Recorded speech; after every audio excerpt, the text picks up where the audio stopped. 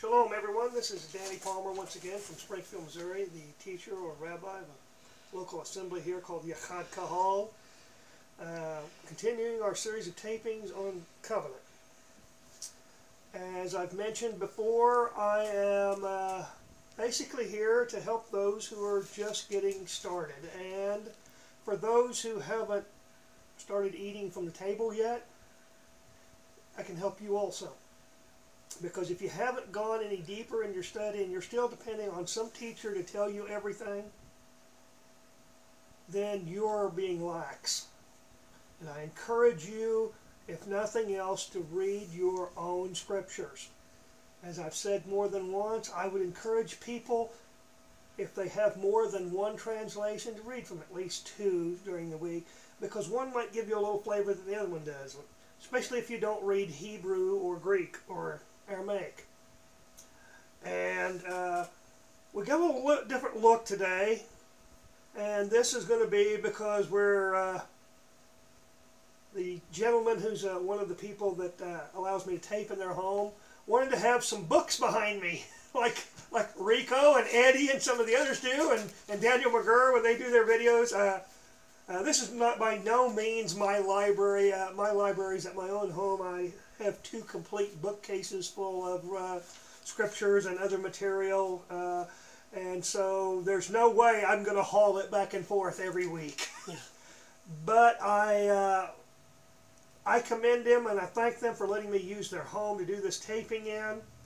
And he is the one that provides the equipment that does the taping. He's the one that does the taping himself. He's sitting behind the camera right now. And he's the one that, once in a while you'll see me look towards the camera, slightly off to one side or something. It's because he's giving me some kind of sign where he's wrote something on it or whatever that wants me to bring something up, or I have him give me a time frame so that I won't go too short or too long. A couple weeks ago I did one and I thought, man, I have really gone off the deep end on time here. And we finished and I thought I was getting close to 2 hours. I hadn't even got an hour. I did like 51 minutes something. And so I told him, I said, from now on, because y'all gave me a good mind, gave me a good memory, and a lot of material I go off the top of my head. Now I use notes to keep my frame of mind so that I know where I want to go. I will make references and I'll check my notes consistently. But I study the Torah frequently. Like I said, I have materials to go and check against the Hebrew and the Aramaic and the Greek meanings of the words, what they meant in the original writings, for the records that come down to us. Those of you who only speak English like myself, there's a joke about what do you call people who only speak one language, and that's American. So many of us are quite American. For those of you who speak more than one language, I commend you. I wish I did. None of the ancestral languages that come down to me, beginning way back with the Hebrew, was lost probably who knows how many thousand years ago when my ancestors left. So I commend any of you that speak multiple languages, and I am slightly envious of you. I believe it gives you a little foot up in understanding some things that those of us who only speak one language cannot comprehend. Another thing I'd like to bring up is we were looking this weekend on a website of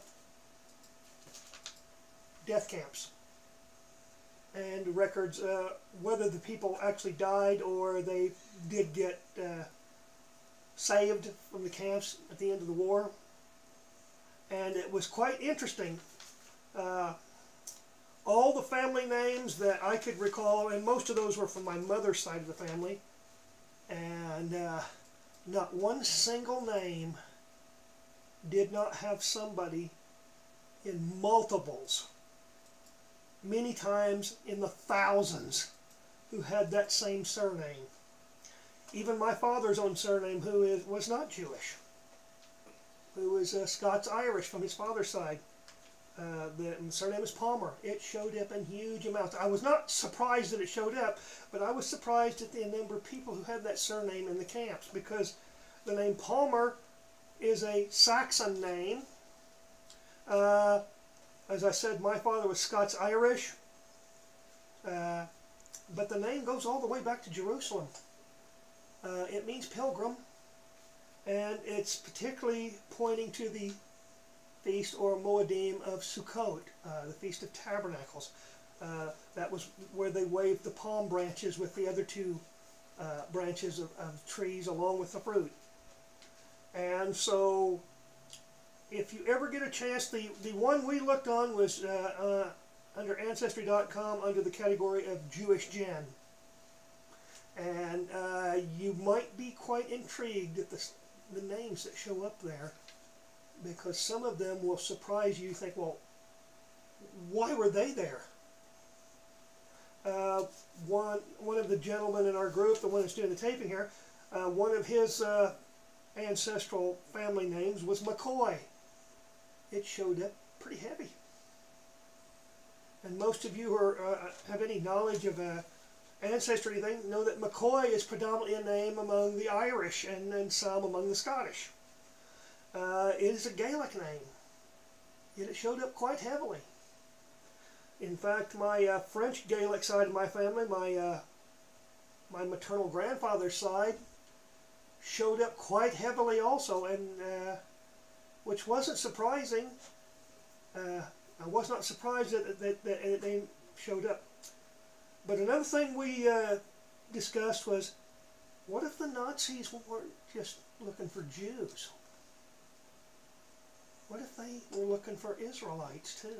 Because some of these names do not fit the pattern of our Jewish brethren, as in how to identify. Was the enemy trying to wipe out not just our Jewish part of the family, but the Israelite part of the family too? It's a point to ponder. You know, they may have just been classified as Jews, even if they weren't Jews.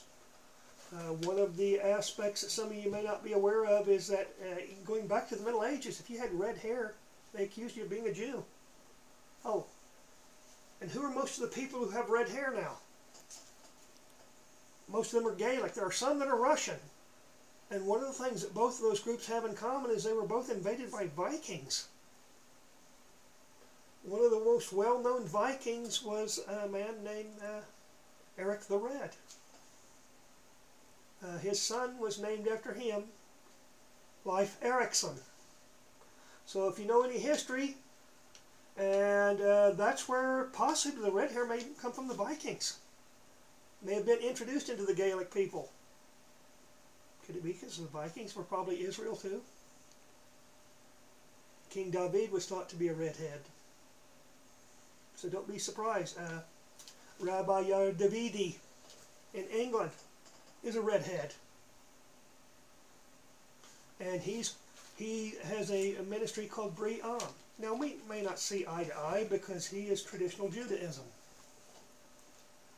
But I commend him for his work and the fact that he opens up and allows other people to submit stuff pertaining to where are the Jews and where are the other 10 tribes at. And many might be surprised at traditional Judaism. Many in traditional Judaism are still expecting Ephraim to return home. And that is why some of them will not go to the current Jewish state of Israel. They're waiting for Mashiach so they can go home too. So, maybe you need to know a few things. Our brother Rico Cortez has been studying into this, as well as our brother Eddie Chimney, and trying to provide us insights. Not that we agree with everything that our religious Judaism of our Jewish relatives have, but they do have some insight and they do have some information that they only seem to have. They're the only one that seem to retain some of this information. And so don't throw out the Talmud and the Mishnah and the Gemara and the other rabbinic writings as if there's nothing in them that has any value. But don't go to these writings if he hasn't given you a mind to wade through. If he hasn't given you a mind to insight, because it does require a good mind that you can discern. We also need to pray, even though if we already have discernment that He's given us, we also need to pray that He helps us use that discernment properly. The same thing goes for when we read Scripture, especially when we read it in America in the English translations we have available, because sometimes it doesn't actually say what people have been taught it says, and you go back and read it and it refutes what we've been taught. A gentleman that I work with said he lost his faith when he read the Scriptures because it didn't say what had been taught by his pastors. And I told him one day, I said, isn't it interesting? We both found the truth and we went in opposite directions with it. I suspect it's because I wanted to do what the truth was, and unfortunately for him it seems that he didn't like the truth. It wasn't what he wanted. So when we deal with those in there out in the world, as we go to work, as we do our business, shopping, all these other things we do, that we have to deal with the world, let's keep in mind that most of them don't have a clue what we're talking about. And to many of them, it's just whoosh. Well, how's that supposed to affect me? What does that mean to me? Well, it's like reading a history book. When you went to school and you went to your history class, did your teacher stand up there and tell you that what you had just read was not what really happened, that something else happened? Now, the history book is a man devised item, and it is true that to a great extent, to the victor, history is written, not to the loser. So many times, history is skewed by whoever won. But as we get into this, brothers and sisters, let us remember why most of us left where we were at and where we are now is because the truth mattered to us. And we wanted to know what it really is. We continue to want to know, and we want to learn more. What more do I need to do to come in line with Yah's kingdom? As we begin this study for this week, we're going to read a few verses, beginning with Genesis chapter 27 and verses 28 and 29. This is where Yaakov is slept. No, this is when Yitzhak is blessing him. I will get to that one about where Yaakov slept, but I got a little ahead of myself. This is where Yitzhak is giving the blessing to Yaakov. It says, "May El give you of the dew of heaven and the fat of the earth, abundance of new grain and wine. Let people serve you and nations bow to you. Be masters over your brothers, and let your mother's sons bow to you. Cursed be they who curse you. Blessed be they who bless you." Now we're going to go back to chapter 26, verses 1 through 5. "There was a famine in the land, aside from the previous famine that had occurred in the days of Abraham. And Yitzchak went to Abimelech, king of the Philistines, in Gerar. Yahweh had appeared to him and said, 'Do not go down to Egypt. Stay in the land which I point out to you. Reside in this land, and I will be with you and bless you. I will assign all these lands to you and to your heirs, fulfilling the oath that I swore to your father Abraham. I will make your heirs as numerous as the stars of heaven, and assign to you heirs all this land, so that all the nations of the earth shall bless themselves by your heirs.'" Okay? Yitzhak is instructed that the nations will be blessed through your heirs. Yaakov is told in 27 here, "And all the nations will bow to you, and you'll be master over your brothers." And it says, "Blessed they who bless you." What the point I want to get here is that do we bless those who bless us, or do we just take from them? And now we go back to the initial blessing that begins this in Genesis or Bereshit 12, verses 2 and 3. Yah is talking to Abraham. I will make of you a great nation, and I will bless you. I will make your name great, and you shall be a blessing. I will bless those who bless you, and curse him that curses you, and all the families of the earth shall bless themselves by you. The families of the earth will be blessed by Abraham and his descendants. It's not a one-way situation. If they bless us, it is our job to make sure that they get blessed. But we're not supposed to do it in a way that goes against Torah. I don't get to decide, okay, if my brother wants a pig, then I'm supposed to supply it to him. That's not what it means. Or if my brother doesn't want to keep Shabbat, I'm supposed to enable him to not do that. No. It doesn't mean I make him do it, but it doesn't mean I enable him either. And then we'll go to 28, verses 3 through 5. May El Shaddai bless you, make you fertile and numerous, so that you become an assembly of peoples. May he grant the blessing of Abraham to you and your offspring, that you may possess the land where you are sojourning, which El assigned to Abraham. Then Yitzchak sent Yaakov off, and he went to Padan Aram, to Laban, the son of Bethuel, the Aramean, the brother of Rebekah, or Rivka, mother of Yaakov and Esav.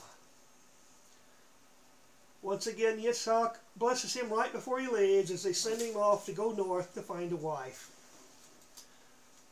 Note how Yitzhak sends Yaakov off out of the land to get a wife, as opposed to Yitzhak being told by Yah not to leave the promised land himself.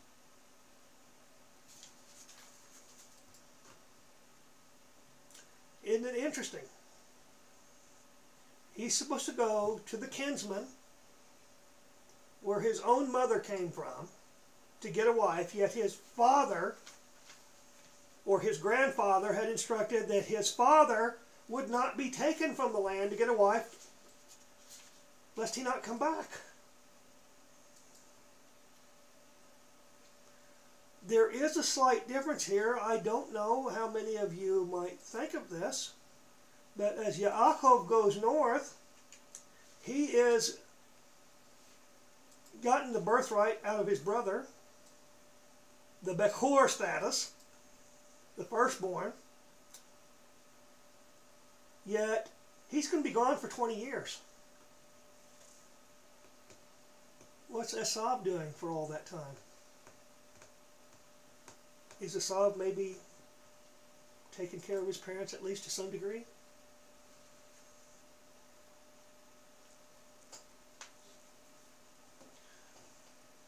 We know Yaakov did so because Haran is north of the Euphrates River, and this is not in Israel's promised land. Remember, the promised land is way bigger than Israel. The land designated to Israel. Abraham is given a promise that would pertain to all his descendants. Yet as we get down to Yaakov, where that promise is more specifically defined. The promised land hasn't shrunk, but what belongs to Yaakov's descendants is not the entirety of the promised land. Now, I believe, according to the compilation of all Scripture, that Yaakov's descendants are supposed to rule over, but we do not get to take any other family member's land away from them. We may get to rule over them, but it's supposed to be for their benefit, not so we can subjugate them. Also notice that Yaakov departs from Beersheba.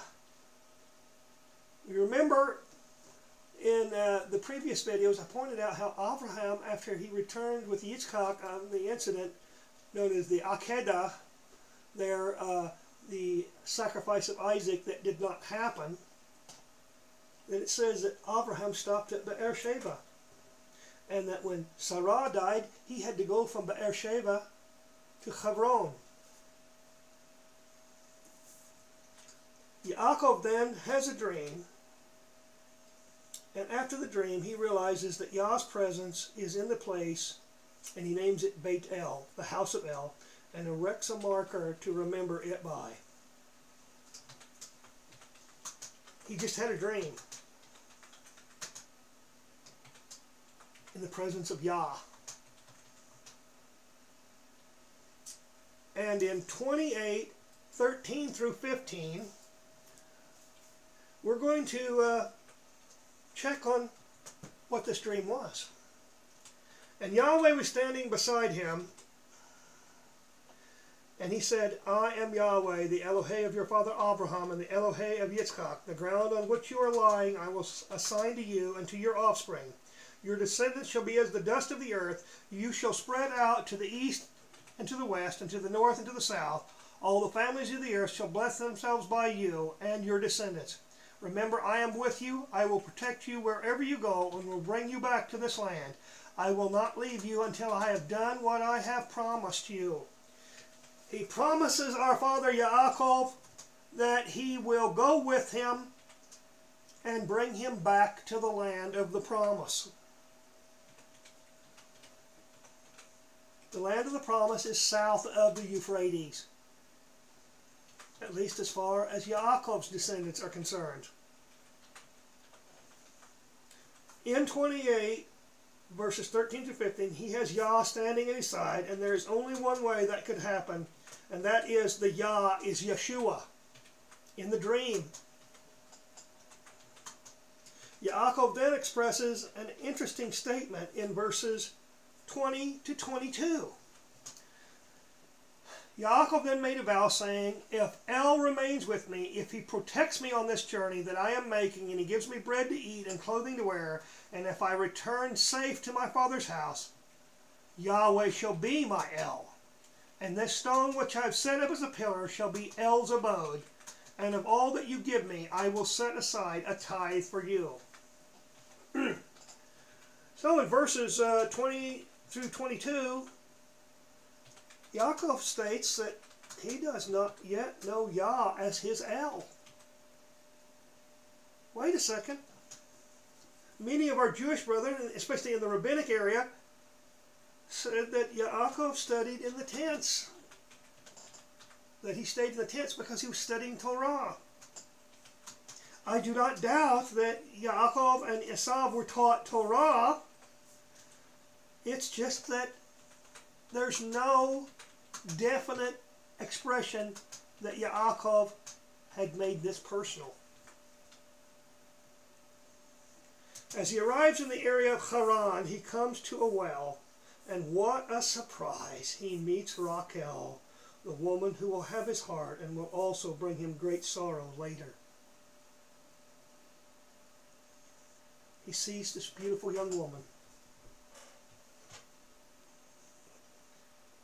Yaakov is at least 40 years old.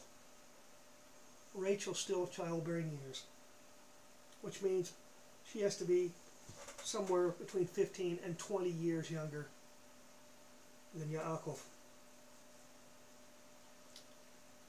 He then approaches Laban, his uncle, and requests that she be his wife, and that he is willing to work 7 years for Laban to pay the bride price. That's what the 7 years are about, is he doesn't have any money. In fleeing from his brother Esau's wrath, as he took the blessing by treachery, he was entitled to it, but he took it by treachery. He didn't do it right. He's going to pay the bride price, and in order to do that, he's got to work it off. After the 7 years, Yaakov asks for the woman he has labored for, and Uncle Laban provides Leah instead in the darkness of the night. Remember, Laban agreed to the proposal, and thus began Yaakov's toil. And he's brought Leah in the darkness of the night. Yaakov deceived his father, who did not recognize him, and now he has a wife he did not recognize. Very appropriate under the circumstances. The wife he thought he was going to get isn't the wife he got. Nor was the son he pretended to be the son that his father thought he was. When he realizes that the woman he has consummated the marriage with is not Rachel, He inquires of Laban, "Why did you do this to me, as our agreement was for Rachel to be my wife?" Laban then tells Yaakov if he will spend the marriage week with Leah, then he can have Rachel also, but will work another 7 years for her. Laban told Yaakov that giving the younger daughter, who is unmarried, before the older daughter is married, is not the custom among their people. I don't know how many of you ever stop and think about that. Who is Laban's people? Jacob is also of Laban's people. Laban is a relative. Not only is Laban his mother's brother, his own uncle, but Laban is a descendant of Abraham's brother Nahor.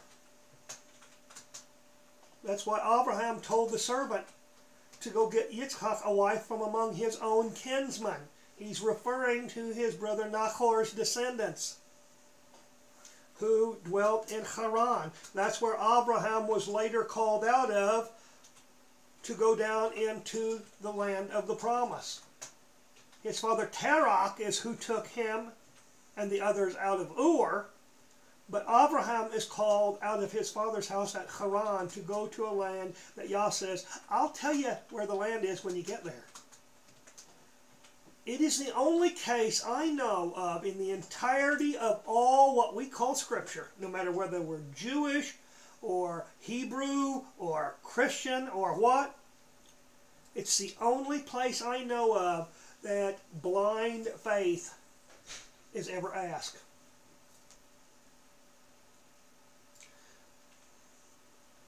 Okay, and now he agrees, Yaakov, and this begins the feud between the two sisters. Leah bears 4 sons. Then Rachel accuses Yaakov of not giving her children, and he points out that it is not he, but El who is doing this. As Leah is a mother, so obviously I am not sterile.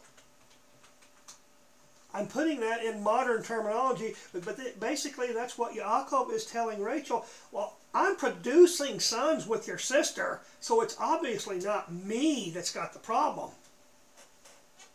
Rachel is jealous. She's the younger sister. She knows that she is her husband's favorite wife.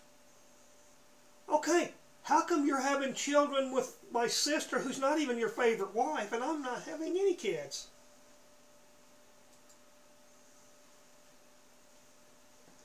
Rachel is apparently, from what Scripture tells us and what little information we actually get, is kind of a headstrong woman, a lot like Yaakov's own mother. Where Leah is probably a lot like Yaakov and his father Yitzchak, much more laid back or withdrawn. Not antisocial or anything, but quiet, reserved. In fact, the word that talks about Leah's sight being poor is actually the same word in Hebrew that it describes Yitzchak's eye problem or his vision problem.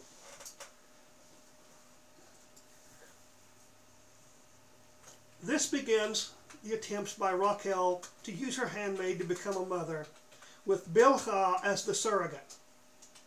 Well, I can't be a mother, so I'm going to give my handmaid.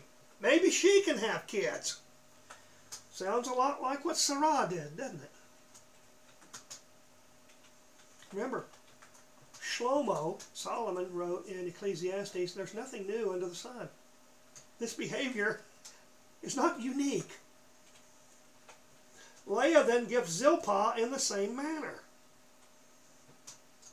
Reuben makes an appearance by picking mandrakes or whatever. Mandrakes is just one of the things it's thought it could be. And they were believed to be some kind of aphrodisiac. Whether they actually were or not is in dispute. Whether there actually is an aphrodisiac is something that's also disputed. But Reuben makes an appearance by picking mandrakes, and Aunt Rachel then asks Leah to have Reuben give her some of his mandrakes so she can get pregnant. These items must have had some significance to them, for this leads Leah to challenge her sister over Yaakov being her husband, which leads to yet 2 more sons and a daughter being birthed by Leah. We now have 7 children that have now been produced directly by Leah, and then 2 through Leah's handmaid, that's 9 children. Finally, Yah allows Rachel to be with child, and Yosef is born. It seems like Rachel has maybe reined in herself, a little more compassionate, a little more caring, a little less selfish. She finally has a son, and she names him May He Add Yosef. That's what Yosef means. Rachel sees this as her disgrace finally ending.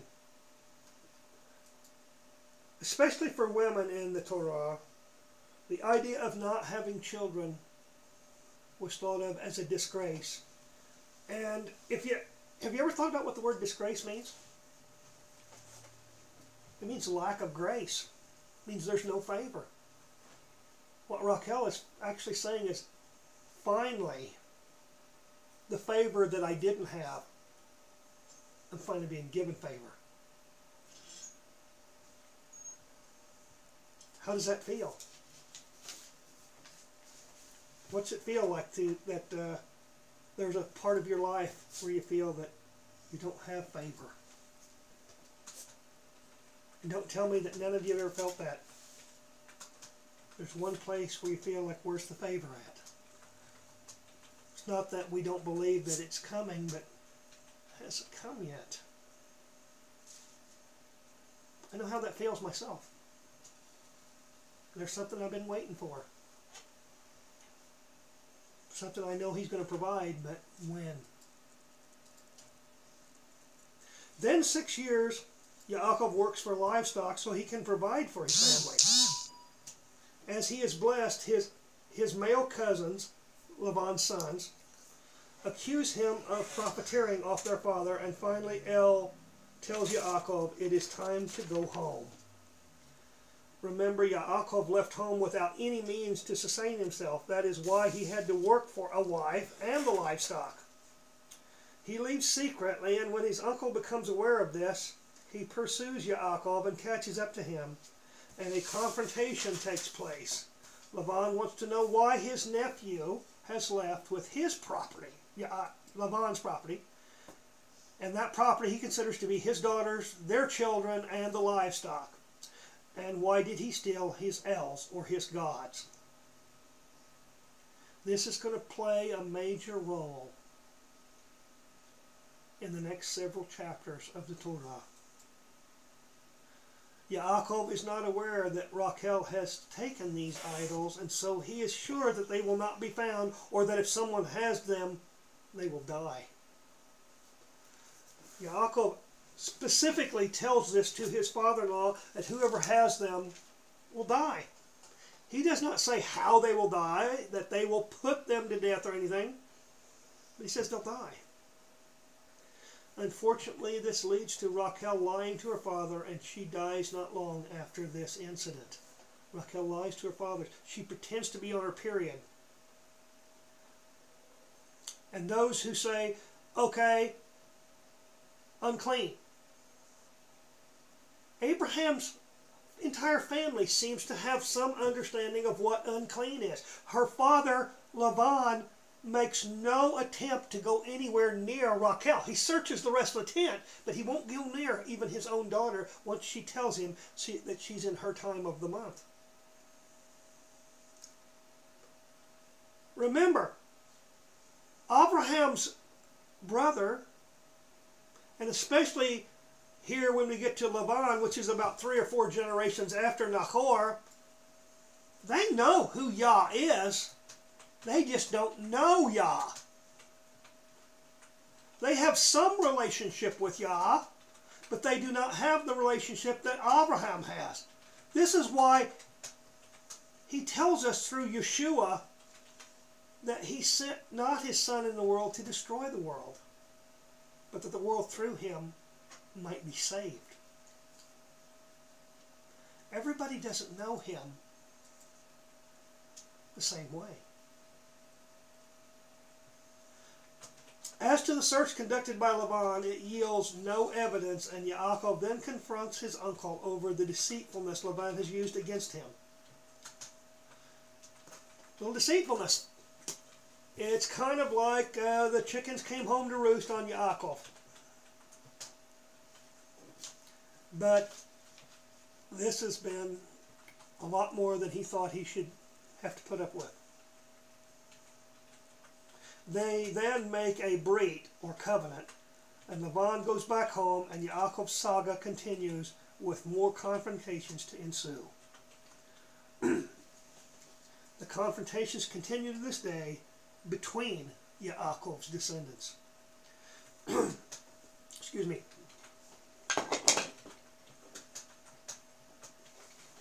As I said on my previous videos, those of us who live in the Midwest or up farther north, unfortunately it's the time of season when we begin to get colds and congestion.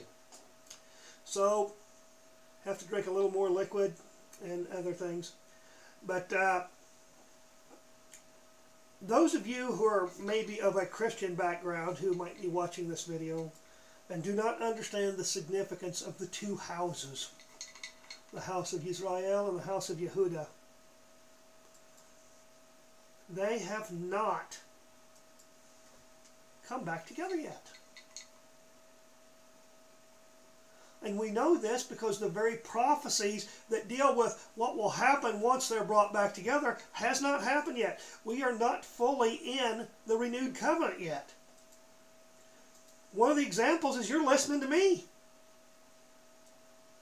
He said when the brit is fully in force, that no man will teach one another. Yet myself and others still continue to teach. So there's the sign that it's not fully enforced. In fact, he said it will not be fully enforced until he returns. Those that believe that they're going to some mystical kingdom up in the clouds or whatever, I'm sorry, brothers and sisters, but that's nowhere promised. In fact, if we're heirs according to the promise made to Abraham, that promise was, I will give a land to your descendants. He didn't say, I'm going to give the sky to your descendants, or I'm going to give outer space to your descendants, or I'm going to give nothingness to your descendants. What a promise that would be. But we're going to now turn to the prophet Yeshayahu. And I'm going to show you some verses, and those who are two-house, even if you don't know this or whether you do or not, this will help you if any of those things are ever brought up to you, especially if you're just studying on your own to basically enrich your own life, and if you have a family, with your family or whatever. But you've always wanted to know, okay, where are some verses I can use when people ask me? Now this will not be an extensive list, but this will be a list of some places that you can go to, because many of these are quoted in the Brit Chadashah. Isaiah 9. Now many of you who have heard of or read Rabbi Kahn's book, The Harbinger, the entire 9th chapter of Isaiah is about the northern kingdom. Unfortunately, our brother Rabbi Kahn has not seen that the house of Israel has not been reunited with the house of Yehudah. And that the very Christians that he speaks to, many and most of them are descendants of the house of Israel. And as long as they are told they don't have to keep Torah, the kingdom is being prevented from coming into being. Yeshua said the kingdom of heaven is at hand. What that means is we can start living kingdom. I'm not living kingdom if I think Yeshua or Jesus did away with the rules of the kingdom. That would be anarchy. I mean, look at the United States right now and the complaints that I hear from my fellow citizens about, well, such and such isn't going right, you know, if you're of one particular persuasion, the other side's the problem, and vice versa. Yet nobody wants to take any of the responsibility upon their own heads. How dare we call the kettle black? It's like Yeshua said, how can I get a speck out of my brother's eye when I have a plank in mine? This is not the promised land. Never has been, and it never will be. He specifically lays out in the scriptures where the promised land is, and it's not the United States, it is not Canada, it's not Brazil, it's not Russia, it's not England, it's not Scotland or Ireland or Australia or New Zealand or South Africa or Zimbabwe. It's the exact place that he told Abraham, this I will give to your descendants.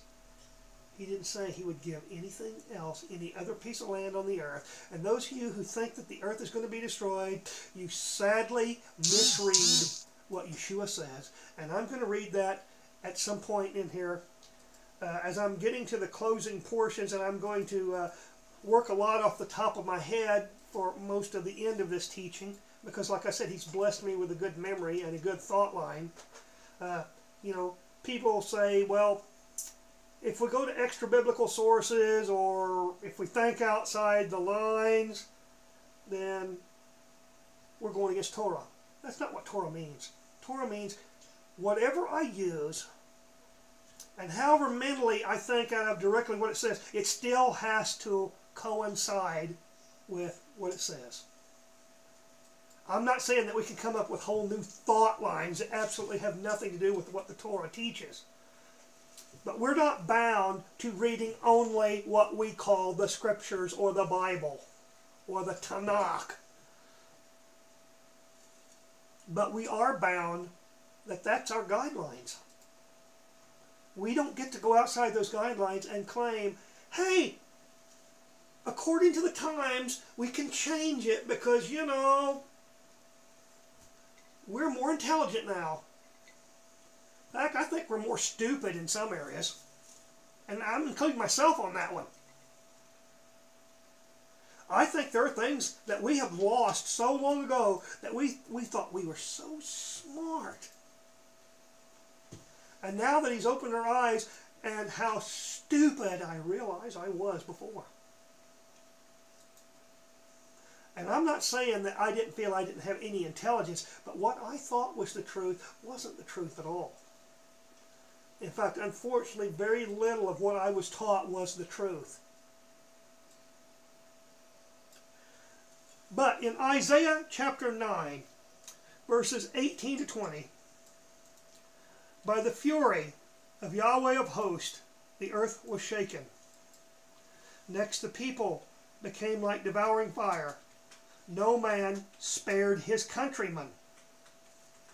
They snatched on the right, but remained hungry, and consumed on the left without being sated. Each devoured the flesh of his own kindred. Manasseh Ephraim's, and Ephraim Manasseh's, and both of them against Judah. Yet his anger has not turned back, and his arm is outstretched still.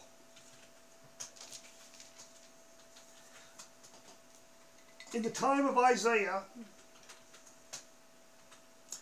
whether it's occurred by this time yet or not, in which I don't believe it's quite occurred yet, but during Isaiah's prophetic period is when the northern kingdom is exiled, and Yah allows Assyria to be the instrument of that exile.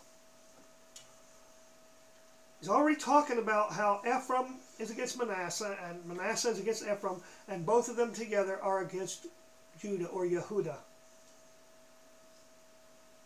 Okay, if Ephraim and Manasseh and Judah are all Jews, then why would he state that in terms of tribal identity?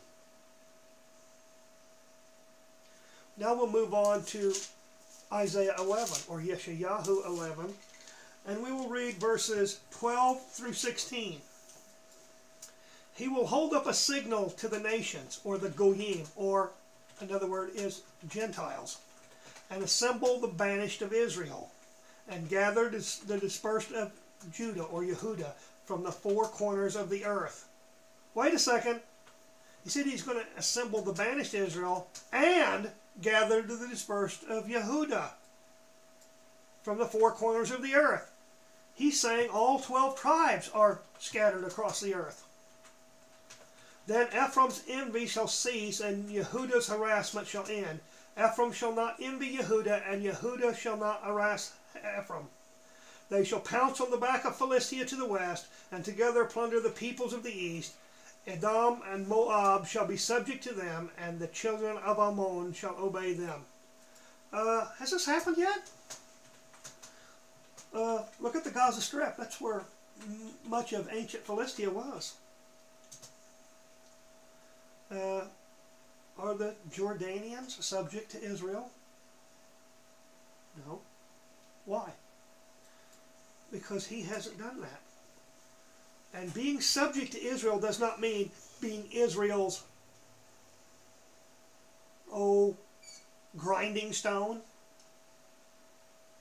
Does not mean that we get to walk all over Edom, Moab, and Ammon. Being subject means somebody's responsible for you, not just you. Remember, Yeshua told the disciples there at that last meal that if you want to be a leader, you have to serve. Israel's supposed to serve, not just be served. It's part of the world's problem because at times in our history we took and we didn't bless back. Just a point to ponder. We don't get to just take any more than they get to just take from us. He said, I will bless those who bless you, and I will curse those who curse you. We know what he says about them, but we many times don't stop and think about what he says about us.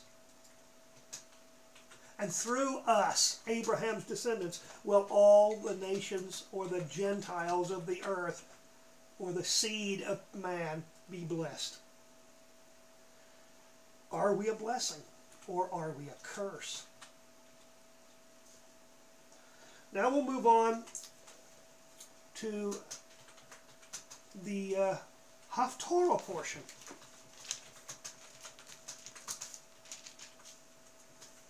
And this is going to be a little bit of reading here, not a lot. And I am going to combine the Sephardic and the Ashkenazim sections because they read two different sections of Hosea.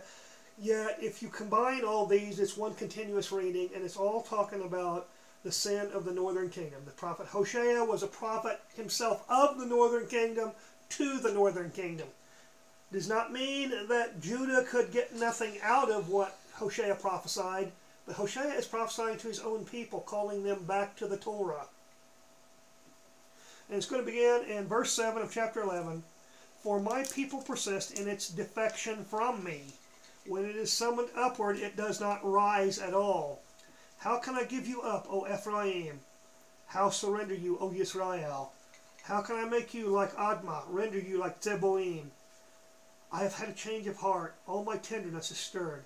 I will not act on my wrath, will not turn to destroy Ephraim, for I am Elohim, not man, the Holy One in your midst. I will not come in fury. Yahweh will roar like a lion, and they shall march behind him when he roars. His children shall come fluttering out of the west. They shall flutter from Egypt like sparrows, from the land of Assyria like doves. And I will settle them in their homes, declares Yahweh. Ephraim surrounds me with deceit, the house of Israel with guile. But Yehudah stands firm with Elohim and is faithful to the Holy One. Ephraim tends the wind and pursues the gale. He is forever adding allusion to calamity. Now they make a covenant with Assyria. Now oil is carried to Egypt. Yahweh once indicted Judah and punished Yaakov for his conduct, requited him for his deeds. In the womb he tried to supplant his brother. Grown to manhood, he strove with a divine being. He strove with an angel and prevailed. The other had to weep and implore him. At Bethel, Yaakov could meet him, there to commune with him. Yet Yahweh, the Elohei of hosts, must be invoked as Yahweh. You must return to your Elohim, practice goodness and justice, and constantly trust in your El. A trader who uses false balances, who loves to overreach, Ephraim thinks, "Ah, I have become rich, I have gotten power, all my gains do not amount to an offense which is real guilt. I, Yahweh, have been your El, ever since the land of Egypt. I will let you dwell in your tents again, as in the days of old, when I spoke to the prophets, for I granted many visions, and spoke parables through the prophets. As for Gilad, it is worthless, and to no purpose have they been sacrificing oxen in Gilgal. The altars of these are also like stone heaps upon a plowed field." Then Yaakov had to flee to the land of Aram. There Israel served for a wife. For a wife he had to guard sheep. And when Yahweh brought Israel up from Egypt, it was through a prophet. Through a prophet they were guarded. Speaking about Moshe there. Ephraim gave bitter offense, and his Adonai cast his crimes upon him. He acquitted him for his mockery. When Ephraim spoke piety, he was exalted in Israel, but he incurred guilt through Baal, and so he died. And this talking about, not talking about literal death here, but he died inside. The same kind of death that Yeshua's talking about when he says, "Let the dead bury their dead." It's not talking about literally people being dead, being ready to actually be buried in the ground. He's talking about the people who are dead inside, who are dead to the Torah, who are dead to his kingdom. And now they go on sinning. They have made them molten images, idols by their skill, from their silver, holy, the work of craftsmen. Yet for these they appoint men to sacrifice. They are wont to kiss calves. Assuredly, they shall be like morning clouds, like dew so early gone, like chaff whirled away from the threshing floor, and like smoke from a lattice. Only I, Yahweh, have been your El, ever since the land of Egypt. You have never known a true El but me. You have never had a helper other than me. I looked after you in the desert, in the thirsty land. When they grazed, they were sated. When they were sated, they grew haughty, and so they forgot me. This is the warning that Moshe gave us in the wilderness, that Yahweh told him, that when you go into the land and you get fat, you get prosperous. That's what the fat is referring to. When you get prosperous, when you feel like your own hands can supply your needs. Hey, I've got a really good job and I make a lot of money. And then we forget him. That's happened in America. Is it any wonder that Rabbi Khan is speaking about the Shemitah? Is it any wonder that also so many of the Hebraic roots teachers are pointing to that same Shemitah, the 7th year, the sabbatical year? So I am become like a lion to them, like a leopard I lurk on the way. Like a bear robbed of her young, I attack them, and rip open the casing of their hearts. I will devour them like a lion. The beast of the field shall mangle them. You are undone, O Israel. You had no help but me. Where now is your king? Let him save you. Where are the chieftains in all your towns from whom you demanded, give me a king and officers? I gave you kings in my ire, and take them away in my wrath. Ephraim's guilt is bound up. His sin is stored away. Pangs of childbirth assail him, and the babe is not wise. For this is no time to survive at the birthstool of babes. From Sheol itself I will save them, redeem them from very death. Where, O death, are your plagues, your pestilence, where, O Sheol? Revenge shall be far from my thoughts, for though he flourish among reeds, a blast, a wind of Yahweh, shall come blowing up from the wilderness. His fountain shall be parched, his spring dried up. That wind shall plunder treasures, every lovely object. Samaria must bear her guilt. For she has defiled her El. They shall fall by the sword. Their infants shall be dashed to death, and their women with child ripped open. Return, O Israel, to Yahweh your El, for you have fallen because of your sin. Take words with you, and return to Yahweh. Say to him, forgive all guilt, and accept what is good. Instead of bulls we will pay the offering of our lips. Assyria shall not save us. No more will we ride on steeds, nor ever again will we call our handiwork our God or our Elohim, since in you alone orphans find pity. I will heal their affliction generously while I take them back in love, for my anger has turned away from them. I will be to Israel like dew. He shall blossom like the lily. He shall strike root like a Lebanon tree. His boughs shall spread out far. His beauty shall be like the olive trees. His fragrance like that of Lebanon. They who sit in his shade shall be revived. They shall bring to life new grain. They shall blossom like the vine. His scent shall be like the wine of Lebanon. Ephraim shall say, what more have I do with idols? When I respond and look to him, I become like a verdant cypress. Your fruit is provided by me. He who is wise will consider these words. He who is prudent will take note of them. For the paths of Yahweh are smooth. The righteous can walk on them, while sinners stumble on them. In many of the translations based on the King James, it will say the transgressors stumble in them. You know, you can't stumble over something that you don't know. How many have said, I know the 10 Commandments, but you throw out one or two of them? No, you don't know them. To know them is to practice them. It's not just a thought. And the 4th commandment isn't about the first day of the week, it's about the 7th day of the week. And Yeshua is the aspect of creation. That is why Kepha in Acts, when he talked to the group, says, do you not know that you killed the giver of life, or the creator of life?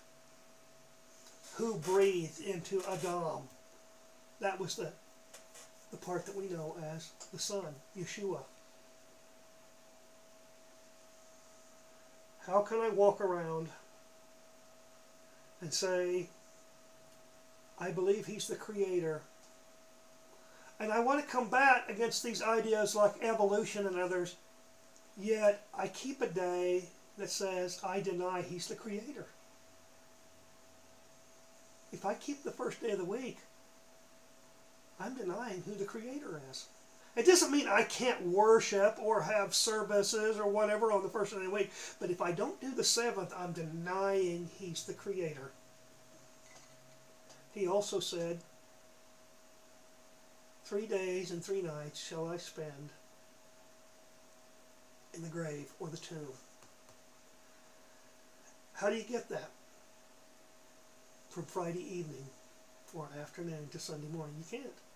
He said 3 days and 3 nights. Not 3 periods. Short periods of maybe 12 hours.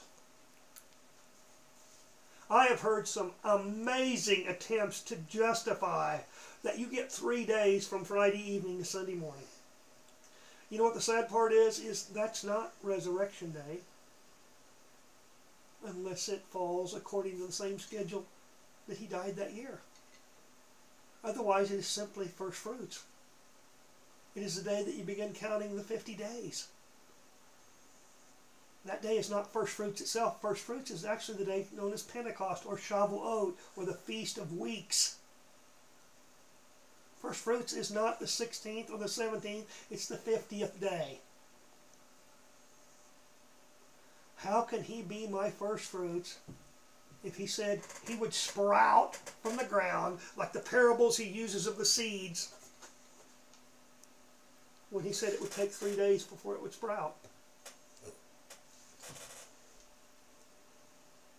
Hey, I planted my seeds yesterday. I'm going to go out to the garden and dig them up because they're ready now.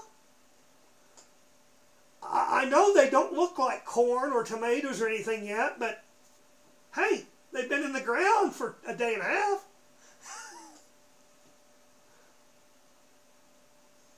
They're ready. But these passages tells us about the 10 tribes and their eventual return after their 2,700 years of apostasy following a false Mashiach and false prophets. Oh, those of you who think that the false Messiah doesn't come along until after Yeshua, you haven't read Scripture. You haven't read it at all. You don't have any understanding of it whatsoever. A Mashiach is not a person, but a Mashiach is an assignment. To be a Mashiach, you have to be anointed with oil. All the high priests were Mashiachs. All the kings, especially of Judah, were Mashiachs. Not because they did right, but they were anointed to do something specific. They were called to fulfill the priestly duties, which is actually a government position, just like the king. And that's why they were not to infringe on each other's position. One was not to usurp the authority of the other. They were supposed to work as a tandem.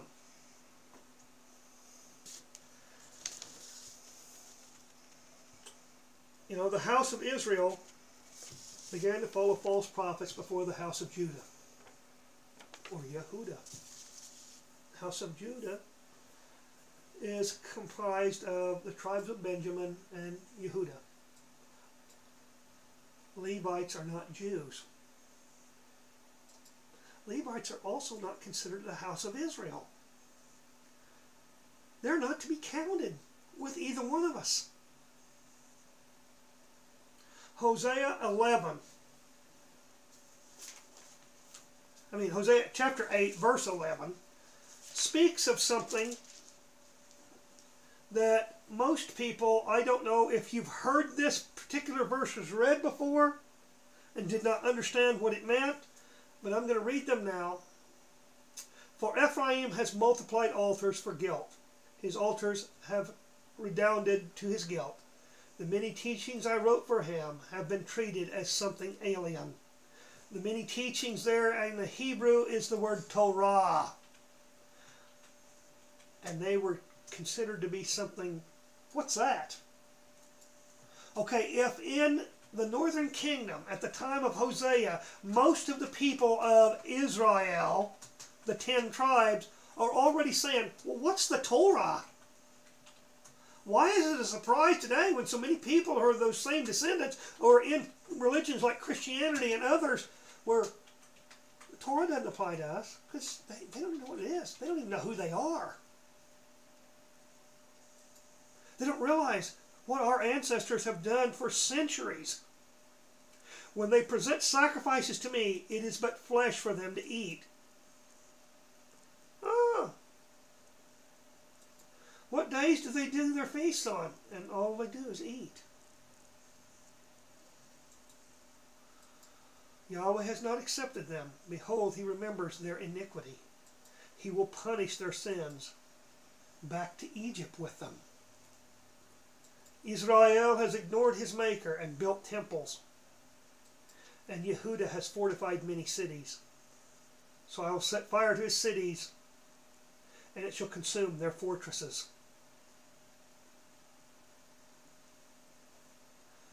Israel has built many temples. Many temples. You know, I look out from where I live and I see a couple. It's down the street. Temples that the house of Israel has built.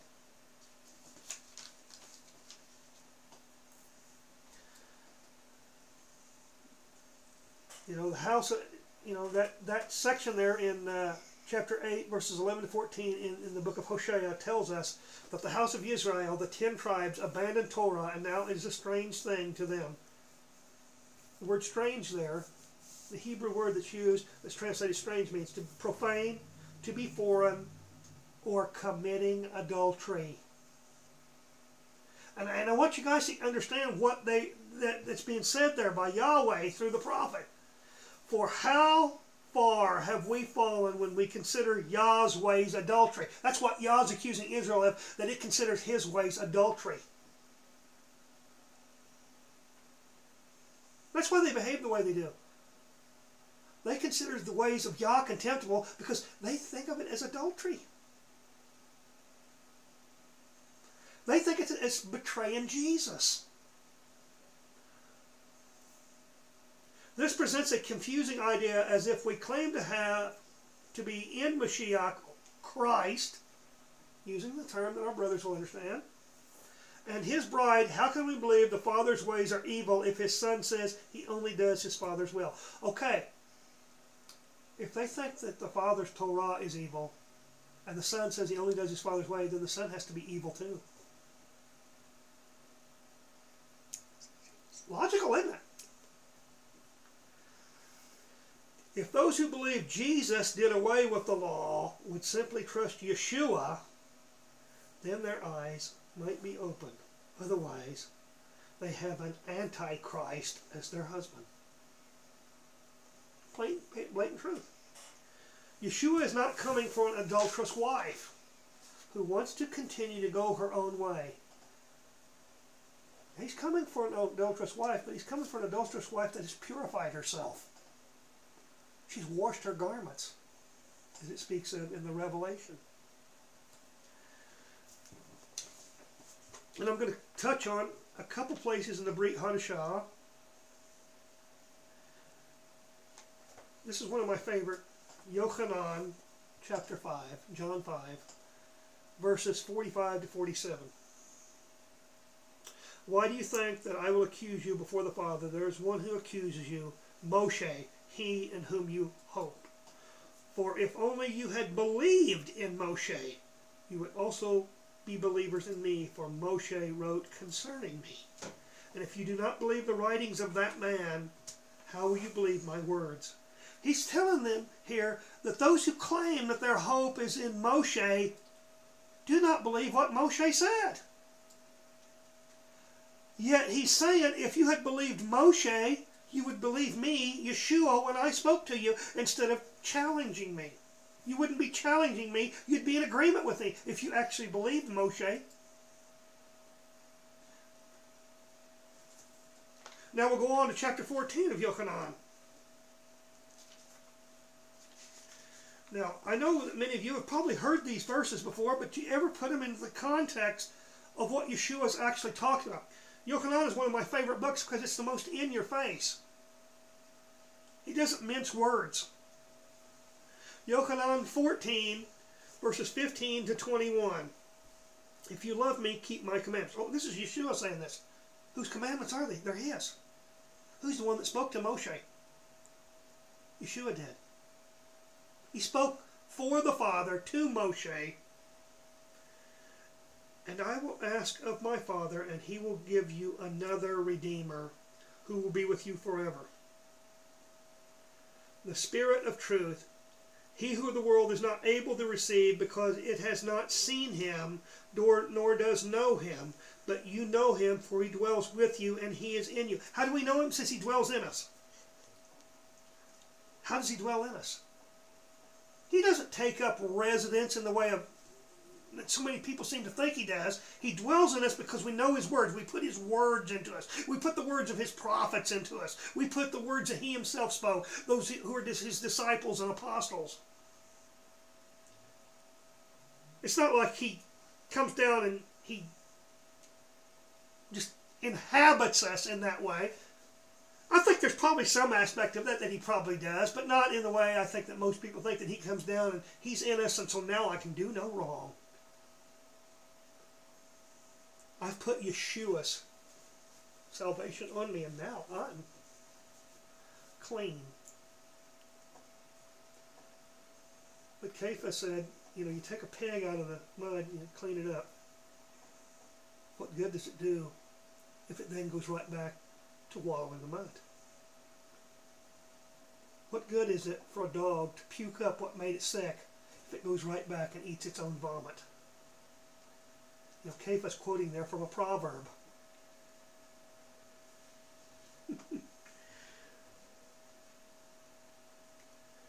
The Spirit of truth, he whom the world is not able to receive, because it has not seen him nor does know him, but you know him, for he dwells with you and is in you. I will not leave you bereaved, for I will come to you in a little while. And the world will not see me, but you will see me, because I live, you also will live. In that day you will know that I am in my Father, and you are in me, and I am in ye. He who has my commandments with him, and keeps them, he is he whom loves me. And he who loves me will be loved by my Father, and I will love him and reveal myself to him. If we don't love his Father, we don't love Yeshua. Therefore, Yeshua will not reveal himself to us. Anybody who hates the Father's instruction hates Yeshua. Plain and simple, Yeshua says that. You can't say, I follow Jesus, but let's throw Moshe out, when Yeshua is the very one who gave the instructions to Moshe from the Father. I speak my Father's words. Now, we're going to go back to Matthew 5. This is commonly referred to as the Sermon on the Mount. And he's telling his own people here. So how dare anybody say that this does not affect them too when he speaks it to his own people. 5:17, do not think that I have come to loosen Torah or the prophets. I have not come to loosen, but to fulfill. For truly I say to you that until heaven and earth pass away, not one yod or one stroke will pass from Torah until everything happens.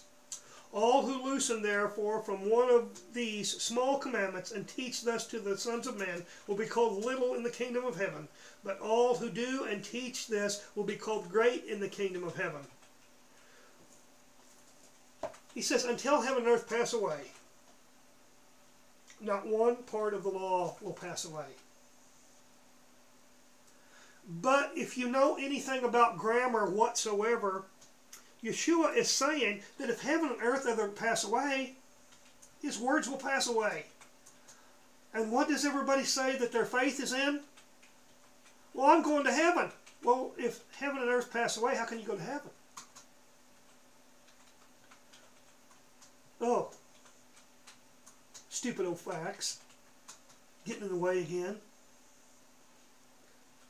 You know, that's a comment a gentleman that I work with. You know, he always says it humorously. You know, because if he talks about something and I bring up something that contradicts what he says, just simply to point it out, you know, he jokingly fires back on stupid old facts. Matthew 5:7-19 is spoken in the Galil, the Galilee, in the region of the land of the shadow of death. You know, I know there are those out there who would say, well, how do you know it's the land of the shadow of death? Well, I'm going to show you. This is a quote from Isaiah, chapter 8, beginning at verse 5. Again, Yahweh spoke to me, thus because the people has spurned the gently flowing waters of Salom.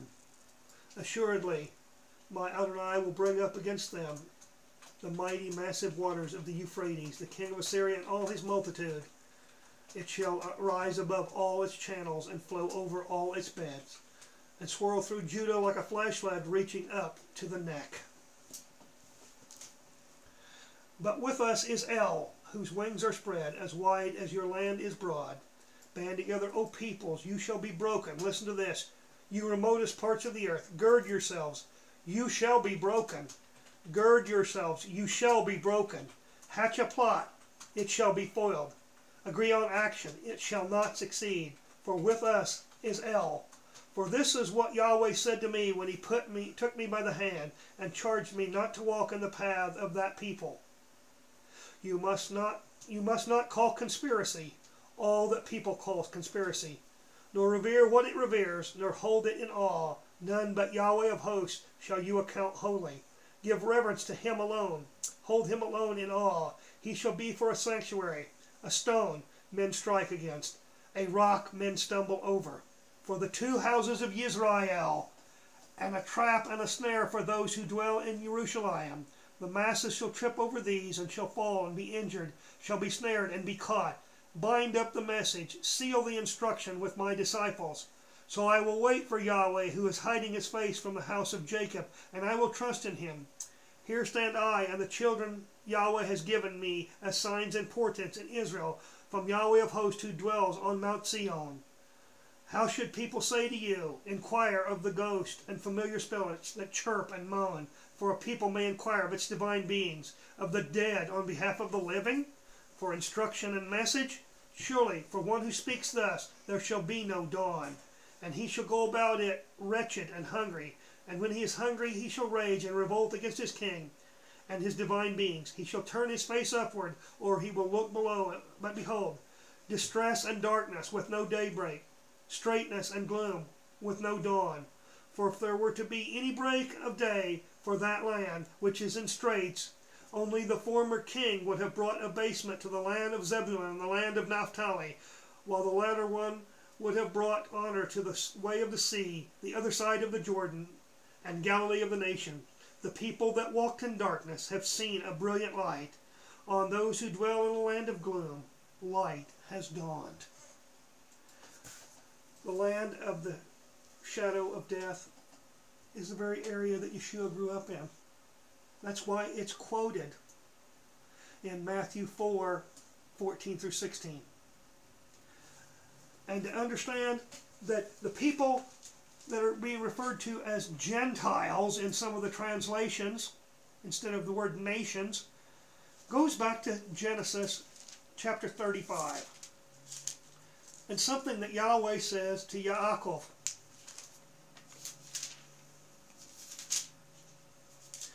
In verse 11.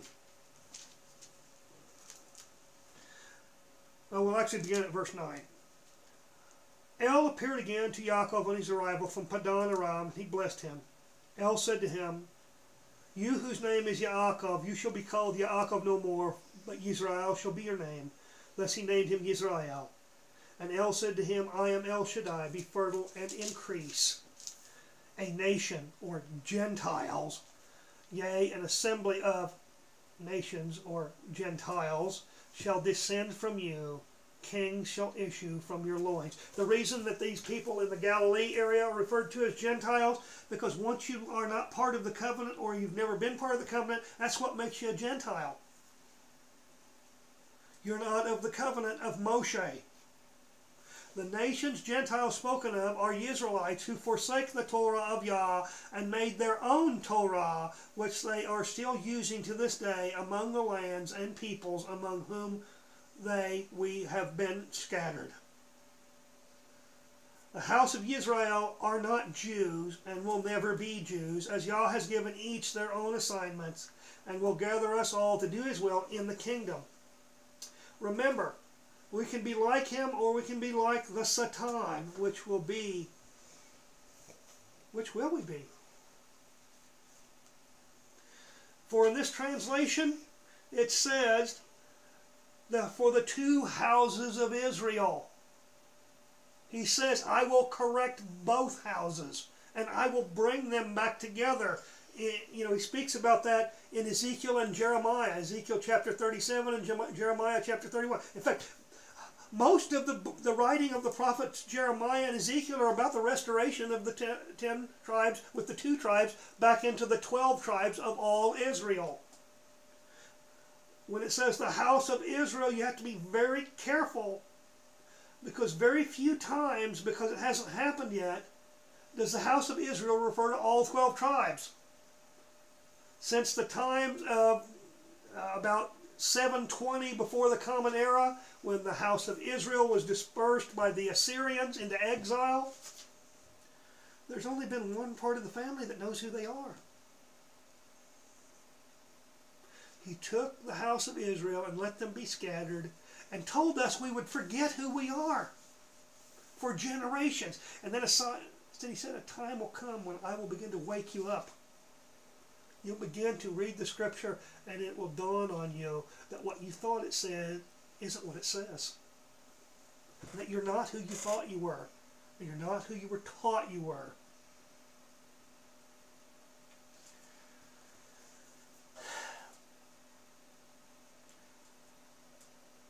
Will we look like a lamb and then speak as a dragon?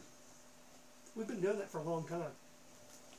Looking like a lamb and speaking like a dragon. Hopefully, I and many others have changed. I know I've met many others. I'm not finished growing up. I'm beginning to eat meat.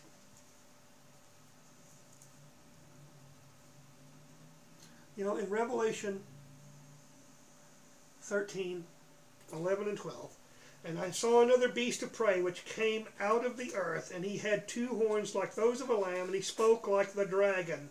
And before him he exercised all the authority of the first beast of prey, whose deadly wound was healed.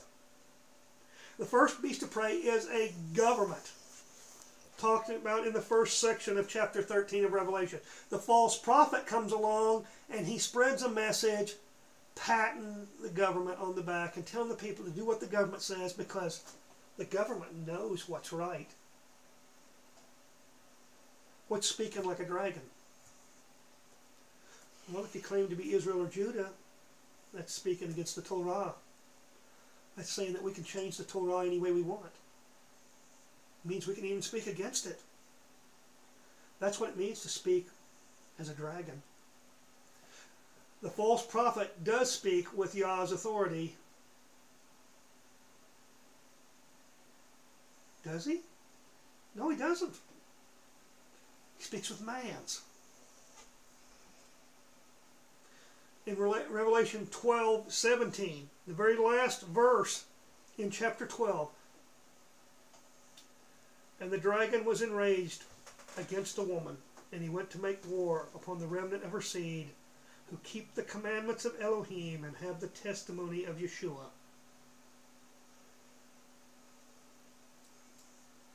In Revelation 12:17, who does the dragon turn on, and who, by that definition, does he turn on? The definition was the commandments of Elohim and the testimony of Yeshua. If we don't have both, then we've got nothing. Because what's the testimony of Yeshua? I came to do my Father's will. I came speaking his words, not mine. So if I say that I have the testimony of Yeshua because I said some prayer that says, come into my heart, Lord Jesus, or Yeshua, or whatever we call them when that happened, and then I think that I can do whatever I want, am I his prophet,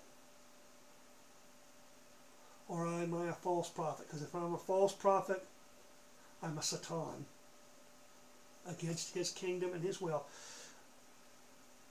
If the ones keeping the commandments are having Yeshua's testimony or being attacked, then who are the attackers? But those of the dragon.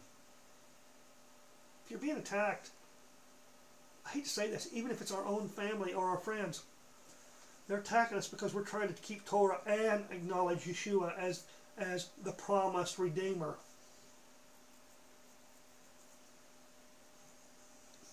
That's not a brother or a sister. That's a Satan, an opponent.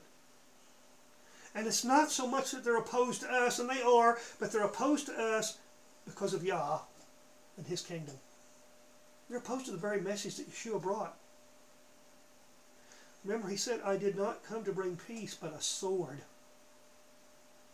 He also told us that members of our own family and friends and everything will turn on us thinking they're doing the Father's will. By what standard, who represents the kingdom and who is opposed to the kingdom? You know, I submit to you that those who want to go to heaven are opposed to the kingdom because they want escapism. You know, I want to be part of the kingdom. I want to know what the kingdom really looks like. Because I know the kingdom doesn't look a thing like what I was taught it looked like. And Isaiah 9, verses 5 through 6. Commonly read at this time of year in many churches, especially a few weeks from now. For a child has been born to us, a son has been given us, and authority has settled on his shoulders. He has been named the Mighty El is planning grace, the Eternal Father, a peaceable ruler, in token of abundant power and of peace without limit, upon David's throne and kingdom, that it may be firmly established in justice and in equity, now and forevermore. The zeal of Yahweh of hosts shall bring this to pass. Isaiah 9, 5 to 6 tells us this kingdom is forever. And a kingdom means a king rules. does not mean we have carte blanche to do what we want instead of what he wants. There will be no one in the New Jerusalem who's in rebellion. But the hope is there are still those outside the city. If you've never read Revelation 20 through 22, you need to read that and then compare it to what Moshe says at the end of Deuteronomy. Compare it to what the prophets say in like Isaiah 66, and he says, and every Shabbat and new moon when you leave the city, you will gaze on the corpses who perished in the rebellion. Zechariah tells us that those who do not come up to Jerusalem for Sukkot and bring their offerings will get no rain. Okay, if that's heaven and we don't need to eat anymore, why do they need rain? When you divorce the Brit Hadashah, or the New Testament, or the renewed covenant, from all the rest of Scripture, whether you call it the Tanakh or the Old Testament, you've got nothing for it to stand on. You're the proverbial individual that Yeshua refers to as building your house upon the sand. Because sand gets moved by the wind or the water. But if you build your house on the rock, which is the Torah, because that's what all the rest of Scripture is referring to, is the Torah and the ways of the kingdom, then you won't be moved. Doesn't mean you won't learn. Doesn't mean we can't get closer. Doesn't mean that relationship can't get better.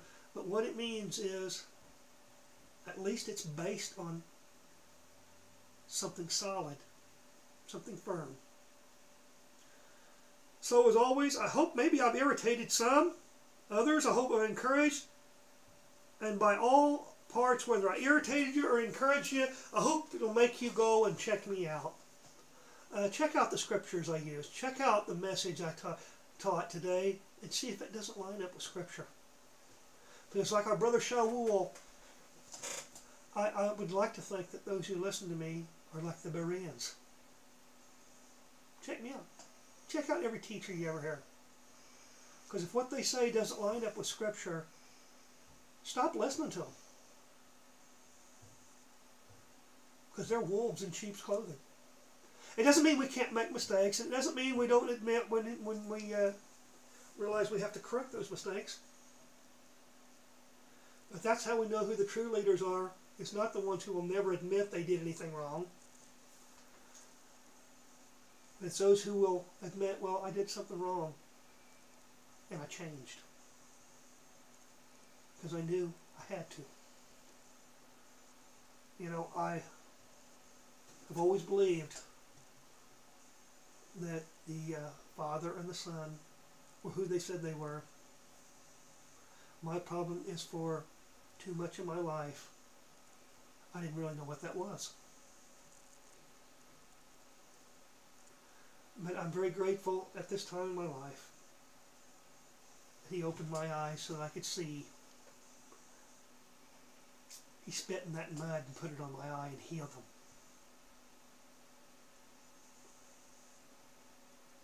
Wouldn't you like for Him to do that for you if it's not happened? Because He told us, you will know the truth, and the truth will set you free.